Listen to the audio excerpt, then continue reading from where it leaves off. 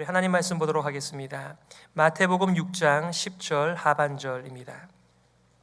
우리 지난주와 같이 세 번 마태복음 6장 10절 하반절 함께 봉독하겠습니다. 다 같이요. 뜻이 하늘에서 이룬 것 같이 땅에서도 이루어지이다. 뜻이 하늘에서 이룬 것 같이 땅에서도 이루어지이다. 뜻이 하늘에서 이룬 것 같이 땅에서도 이루어지이다. 아멘. 설교하기 전에 먼저 인사 말씀 드리려고 합니다. 제가 이제 헤브론 교회 부임한 지 꼭 1년이 되었습니다. 작년 22일에 이곳에 토요일 날 도착하여서 그 다음 날 23일부터 제가 섬기게 되었으니 이제 1년이 되었습니다. 많은 분들이 저한테 여쭤봐 주시더군요. 제가 살던 그 노던 버지니아 페어팩스하고 여기 시카고하고 어떤 차이가 있느냐, 또 목회했던 맥클린 교회하고 헤브론 교회는 어떤 차이가 있느냐 이렇게 물어주시는데요. 제가 이렇게 지나고 보니까 그 보통 목사가 처음 부임하게 되면은 이 허니문이 있어요. 근데 제가 이렇게 보니까 한 2달 채 안 돼서 이 허니문이 딱 끝나고 이제 현실 세계로 돌아와 피차간에 알 것 다 알면서 그렇게 목회를 하게 되었던 것 같습니다.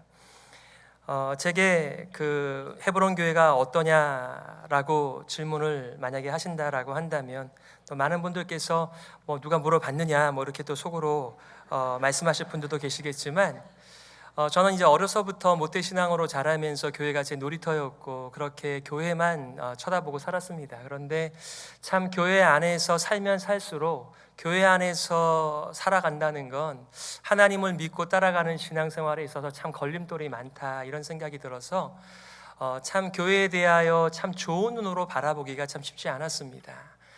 그런 그 제 마음이 우리 헤브론 교회에 와서 다시 이렇게 좀 데워지고 있는 것 같아요.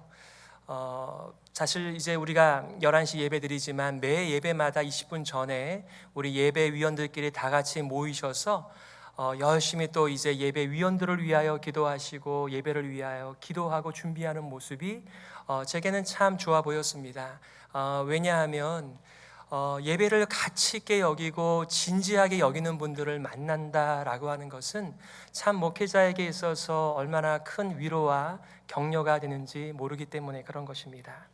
뿐만 아니라 참 가난한 마음이 돼서 하나님을 열심히 찾는 모습도 제게는 큰 위로와 격려가 되었지요.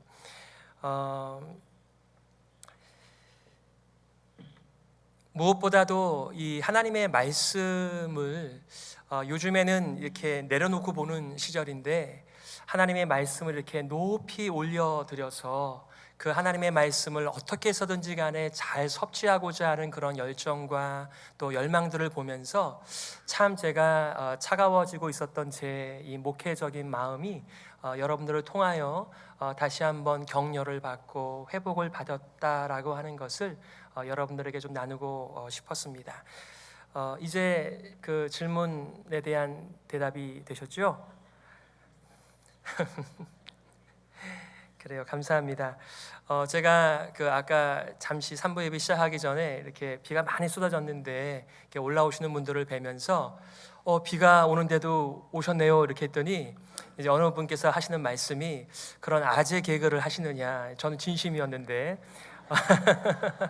여러분 비가 이렇게 쏟아지는데도 불구하고 주님의 또 성전으로 달려오신 여러분들을 주님의 이름으로 환영하면서 오늘 말씀 전하도록 하겠습니다.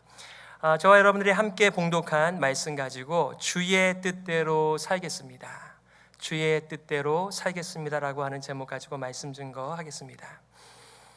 캐나다 밴쿠버에 참 좋은 신학교가 있지요. 리전트 신학교인데 거기에 교수님으로 계셨던 제임스 패커 목사님께서 이 주기도의 3번째 청원에 대하여 이렇게 말씀하신 적이 있습니다.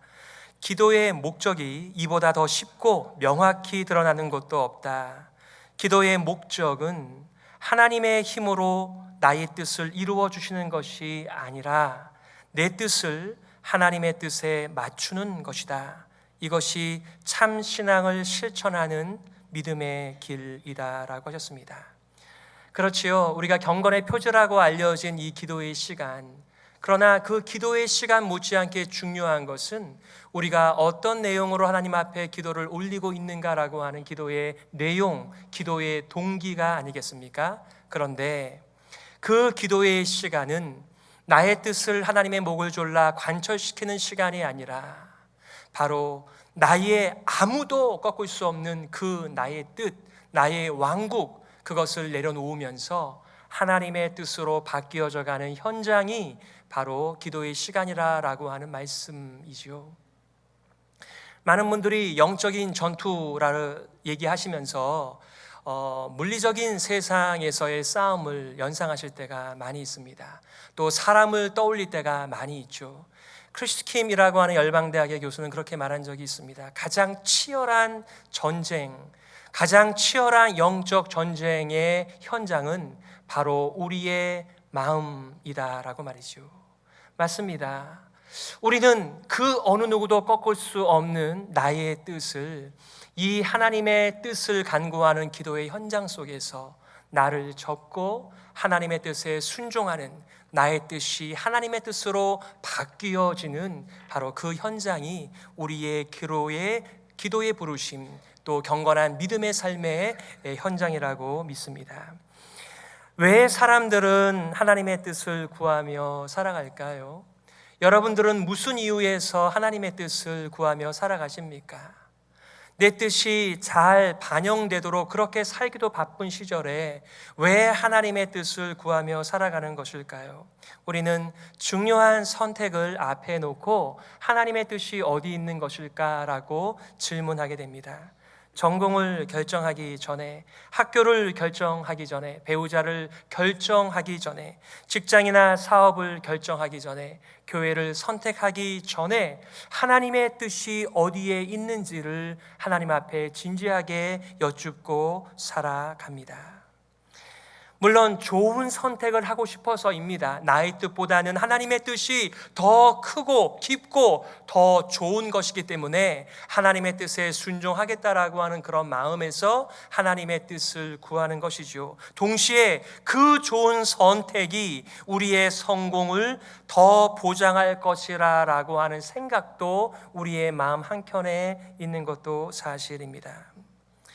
중요한 선택 앞에서 고민하고 하나님의 뜻을 구할 뿐만 아니라 우리의 삶에 크고 작은 고난이 찾아올 때, 여러 가지 색깔의 시험이 찾아올 때 우리는 그 고난 앞에서 하나님의 뜻이 어디에 있는 것이냐고 질문하게 됩니다.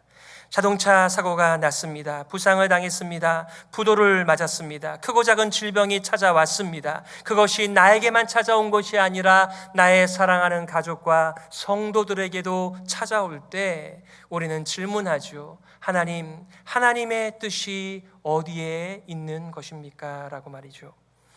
2005년도에 아버지의 위암 말기 소식을 유학 중에 들었습니다. 그때 저는 질문했습니다. 하나님의 뜻이 어디에 있느냐고 말이죠. 당시에 아버지는 주중에는 풀타임 메디컬 닥터로서 일을 하시고 주말에는 담임 목사로서 목회를 하시던 중이셨습니다. 그래서 저는 이렇게 기도하였지요. 하나님 아버지, 이 아버지를 살려 주시기를 바랍니다.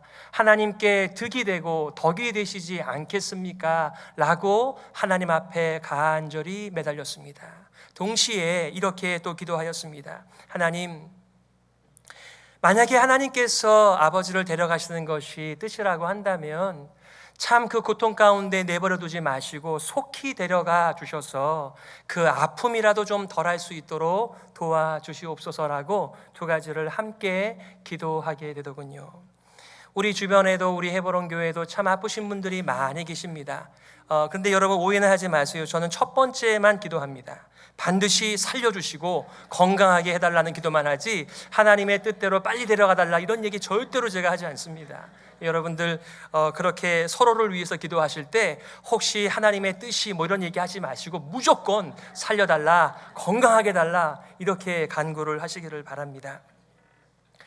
저는 오늘 여러분들과 세 가지를 나누고 싶습니다. 하나님, 나의 뜻이 아니고요, 우리 뜻이 아니고요, 하나님의 뜻이 이루어지기를 원합니다 라고 하는 기도 속에서 첫 번째는 하나님의 뜻이 이 땅에 이루어지기를 간구한다라고 하는 말의 의미가 무엇인가? 두 번째는 왜 우리는 하나님의 뜻이 이 땅에서 이루어지기를 간구해야 하는가? 세 번째, 하나님의 뜻이 이 땅에서 이루어지기를 위하여 우리는 어떻게 살아야 하는가입니다.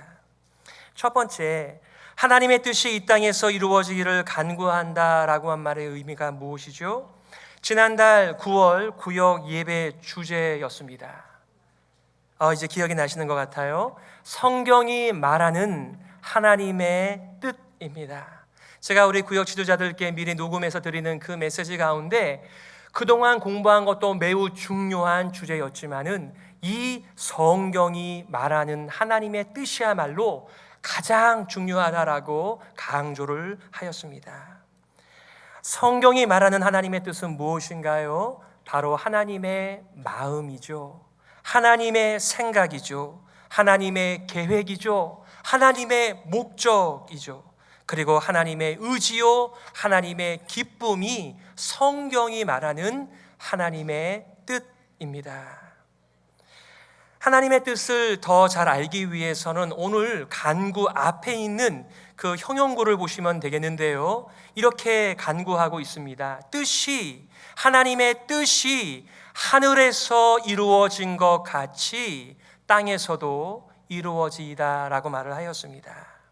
뜻이 하늘에서 이룬 것 같이. 유대인들은 하늘을 1층, 2층, 3층의 하늘로 이해하는 그런 인식의 개념이 있었지요. 첫 번째는 공중에 새가 날아다니며 비행기가 날아다니면서 우주선을 쏘아 올리는 이 물리적인 하늘을 가리켜서 첫 번째 하늘이다 이렇게 얘기를 했습니다.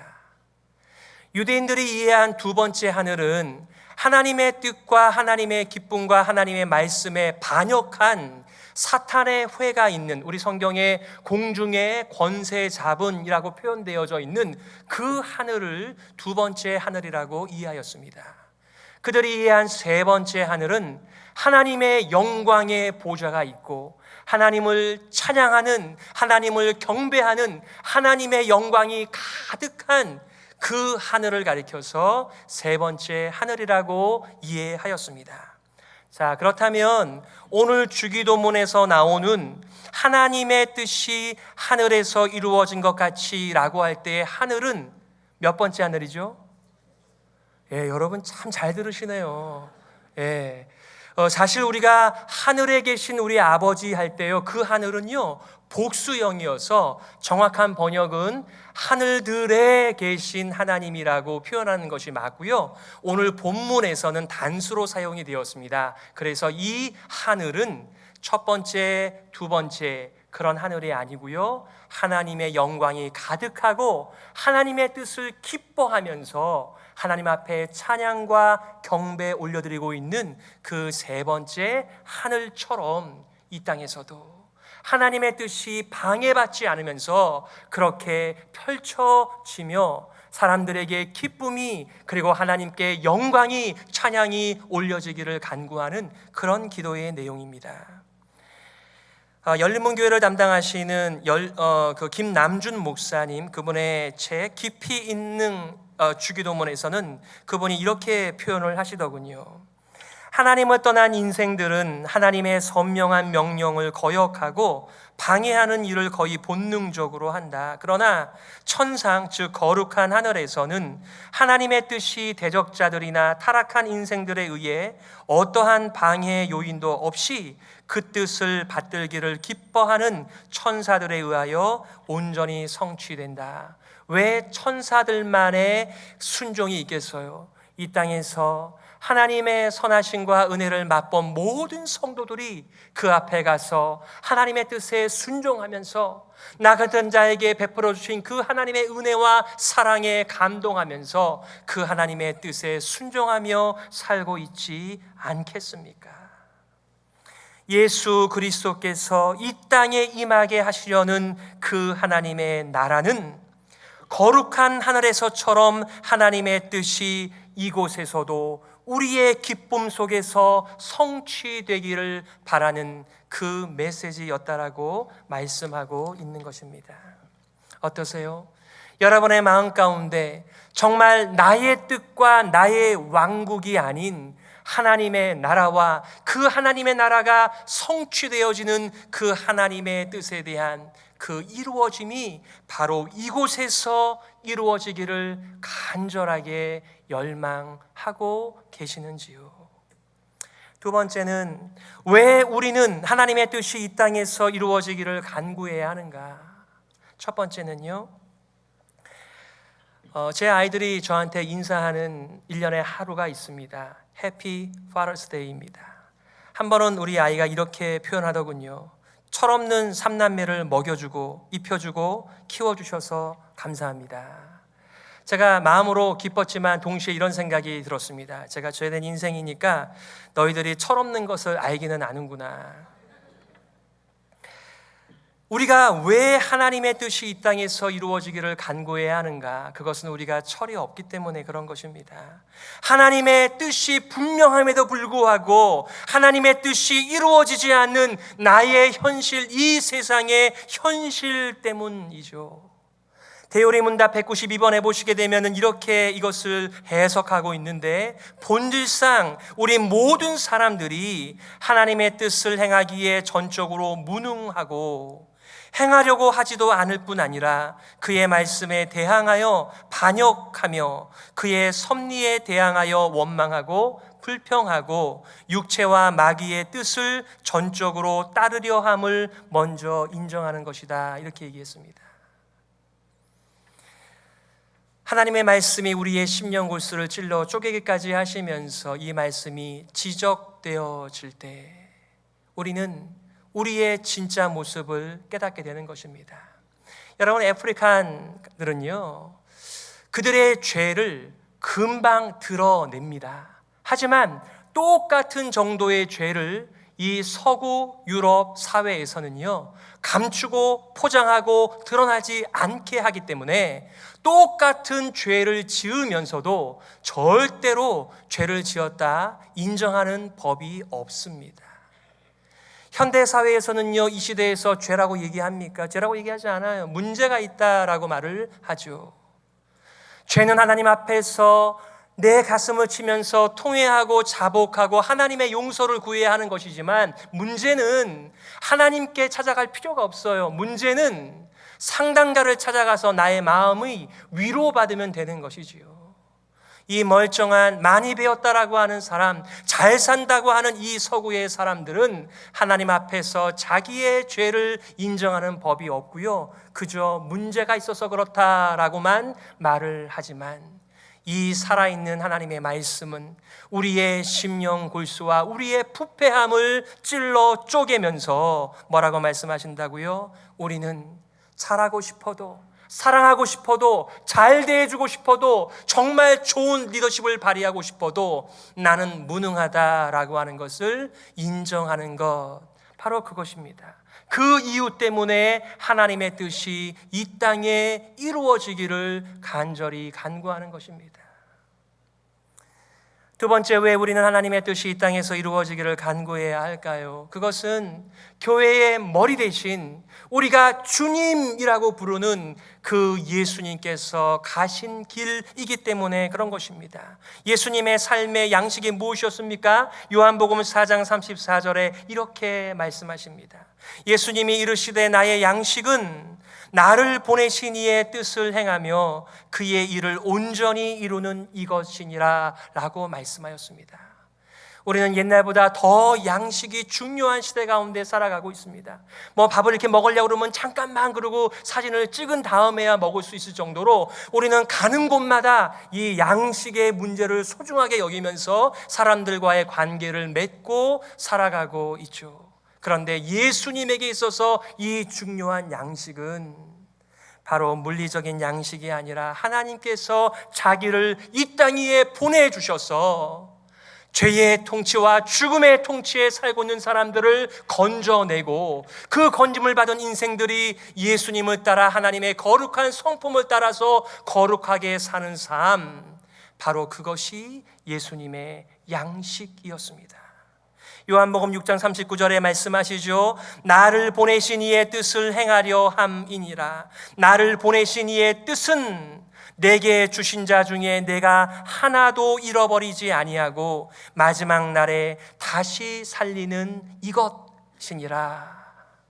예수님께서는 온전히 하나님의 뜻을 위하여 오셨고 하나님의 뜻에 순종하셨고 그 마지막 십자가를 뻔히 바라보시면서 겟세마네 동산에서 이렇게 간구하시지요. 누가복음 22장 42절에 가라사대 아버지여 만일 아버지의 뜻이여든 이 잔을 내게서 옮기시옵소서. 그러나 내 원대로 마옵시고 아버지의 원대로 되기를 원하나이다. 예수께서 힘쓰고 애써 더욱 간절히 기도하시니 땀이 땅에 떨어지는 핏방울같이 되더라. 아멘. 우리가 예수님의 제자가 아닙니까? 예수님의 제자는 예수님의 뒤를 바짝 따라가면서 예수님께서 끌어안고 사셨던 것을 우리도 동일하게 끌어안고 살아가는 삶을 가리키는 것입니다. 그러므로 우리가 예수님처럼 하나님의 뜻을 구하고 그 하나님의 뜻 앞에서 내 뜻을 물리치며 내려놓고 살아가는 것은 이상한 일이 아니라 성도에게, 제자들에게 당연한 삶인 줄 믿습니다. 왜 우리는 하나님의 뜻이 이 땅에서 이루어지기를 간구해야 합니까? 그 세 번째 이유는 구원받은 성도들의 마땅한 삶이지요. 지난 9월에 구역 예배를 잘 들으신 분은 기억이 조금이라도 나실 텐데 하나님의 자녀로서 우리의 삶을 향한 하나님의 뜻을 분별해야 할 책임이 있기 때문이다라고 말씀하셨습니다. 여러분 로마서 1장부터 11장까지는 한 메시지가 무엇입니까? 그 어느 누구도 그 무엇도 하나님의 우리를 향하신 사랑을 끊을 수 없다는 것이 1장부터 11장까지의 메시지입니다. 만약에 여러분들께서 하나님의 사랑을 오늘도 힘있고 하나님의 자비와 긍휼과 하나님의 아름다운 통치 가운데 그분의 덕을 힘입어 살아가고 있다면 로마서 12장 1절 뭐라고 말합니까? 그러므로 형제들아 내가 하나님의 모든 자비하심으로 너희를 권하노니 너희 몸을 하나님이 기뻐하시는 거룩한 산제사로 드리라. 이는 너희의 드릴 영적 예배니라. 여러분 우리가 찬양한다고 예배드리는 것이 아니고요, 그 영적인 예배의 삶이 무엇이라고요? 로마서 12장 2절 말씀에 너희는 이 세대를 본받지 말고 오직 마음을 새롭게 함으로 변화를 받아 하나님의 선하시고 기뻐하시고 온전하신 뜻이 무엇인지 분별하도록 하라라고 말씀하셨습니다. 우리가 예배드린다고 찬양한다고 간구한다라고 해서 정말 하나님께서 받으시는 예배가 되는 것이 아니라 그 예배의 시작은 하나님의 선하시고 기뻐하시고 온전하신 뜻이 무엇인지를 구별하는 데서부터 시작하는 일이기에 우리가 왜 하나님의 뜻이 이 땅에서 이루어지기를 간구해야 하는지를 우리는 보게 되어지는 것입니다. 세 번째, 어떻게 하나님의 뜻이 이 땅에서 이루어지기를 위하여 우리는 어떻게 살아야 하는가입니다. 물론 오늘 본문의 말씀처럼 주기도의 정신을 따라 기도하는 것이죠. 오늘 설교의 제목처럼 주님의 뜻대로 살겠습니다, 아버지의 뜻대로 살겠습니다라고 살아가는 것이 이 땅에서 하나님의 뜻이 이루어지기를 위해 살아가는 우리의 삶의 방식입니다. 그런데요, 그 기도의 시간에 우리는 무엇을 하는 것입니까? 단순한 기도가 아니라 내 뜻을 주장하지 않겠습니다, 더 이상 우리의 뜻을 주장하지 않겠습니다, 내려놓겠습니다 라고 하는 것을 의미하는 것입니다. 아까 소개해드린 대요리 문답 가운데 보시면 이런 말씀이 있습니다. 우리는 하나님이 그의 성령으로 우리 모든 사람들에게 우리의 우매함과 연약함과 못됨과 사악함을 밝혀주실 때에 그것을 제거하여 주시도록 간구해야 한다라고 말씀하고 있습니다. 우리는 사죄의 확신 구절을 암송하지요. 만일 우리가 우리의 죄를 자백하면 저는 미쁘시고 의로우사 우리 죄를 사하시며 모든 불의에서 우리를 깨끗게 하신다라고 하는 약속을 믿습니다. 그런데 말이죠, 성령께서 우리의 깊이 들어가 있는, 그렇게 사람들 앞에서 가면 쓰면서 감추고 감추었던 그 추악한 모습을 이 살아있는 하나님의 말씀이 지적해 주실 때에 그것을 거절하거나 합리화하거나 피하는 대신에 맞습니다. 성령께서 저를 보시는 것이 진짜입니다. 저는 사람들이 그렇게 말하는 것처럼 좋은 사람이 아닙니다. 저는 무능한 사람이고 연약한 사람이고 우매한 사람이고 못됐고 사악한 사람이니 이것을 제거하여 주시옵소서. 이것이 나의 뜻을, 우리의 뜻을 내려놓고 하나님의 뜻을 위하여 살아간다는 말씀의 의미이죠. 여러분, 자녀를 길러보시면서 다 알지 않습니까? 자녀의 뜻을 꺾을 수 있는 것은 매우 그 많은 기간 중에 일부입니다. 우리는 다 한 말씀씩 하시지요. 자녀들의 마음을 누가 꺾겠나? 여러분, 자녀들만 고집이 센 것이 아니라요, 우리가 고집이 센 사람입니다.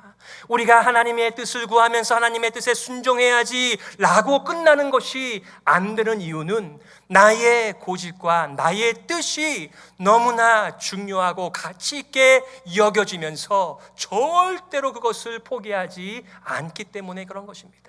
그래서 우리는 기도의 현장에서 하나님의 뜻을 구하면서 나의 생각과 나의 뜻을 고집 부려봐야 좋을 것이 없다라고 하는 것을 인정하면서 예수 그리스도께서 내 원대로 마시고 아버지의 원대로 하여 주옵소서의 결론의 기도의 시간을 갖는 것, 바로 그것이 하나님의 뜻을 구하고 살아가는 성도의 삶의 방식이라는 것입니다.